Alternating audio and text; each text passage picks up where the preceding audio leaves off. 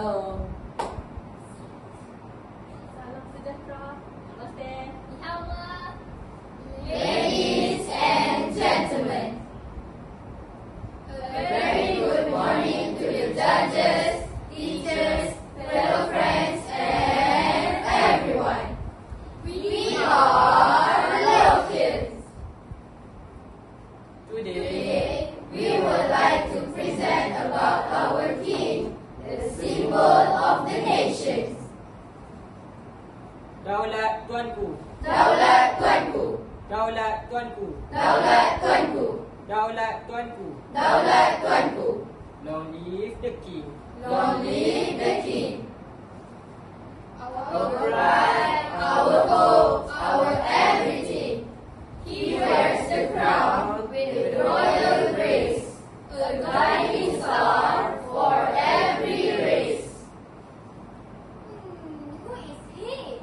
Standing tall with mine. He is our 70 yang di-Pertuan Agong Sultan Ibrahim. Who is Shining bright like a diamond. Shine bright like a diamond. Shine bright like a diamond. Oh. Prickly, prickly. He sounds so cool and elegant. Absolutely. He was chosen by rulers, not by birth. A symbol of unity, peace, and works. In Malaysia, when cultures blend, the king's duty will never bend. With justice firm and wisdom wide, he stands with us, side by side.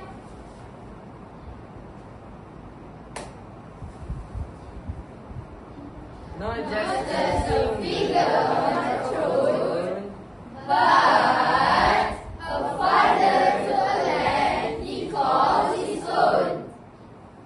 Is that all? Not only that, He he was the safeguard of constitutions, protects our rights with firm foundation. Is there something else that he did? Yes, it is. He opened parliament and his voice to keep the balance to make the choice.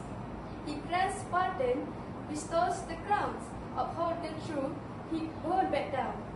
Malay, Chinese, Indian, And others too, all united beneath the royal yellow hue. From Perlis to Sabah, near and far, the king unites us who we are. a crown of gold, a heart so pure, our love for him will long endure. Do, do, do, do. we stand above, beyond all fear. No politics, no attitude. He He is tradition, he is grace, a Living symbol of our nation's face. From Malacca's glory to Johor's pride, the royal blood has never died. Centuries old, yet still alive. The soul of Malaysia continues to thrive. Tunku Abdul Rahman, the father of independence, declared Merdeka with royal brilliance. King by our side, regain our voice. We build a land where all rejoice.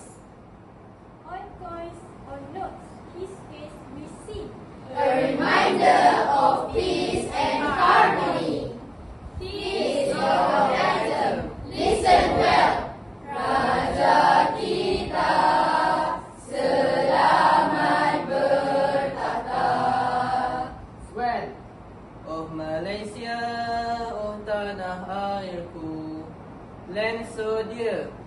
With our king we have no fear. We pledge our loyalty, heart and soul to the monarch who plays his noble role. He is not just royal,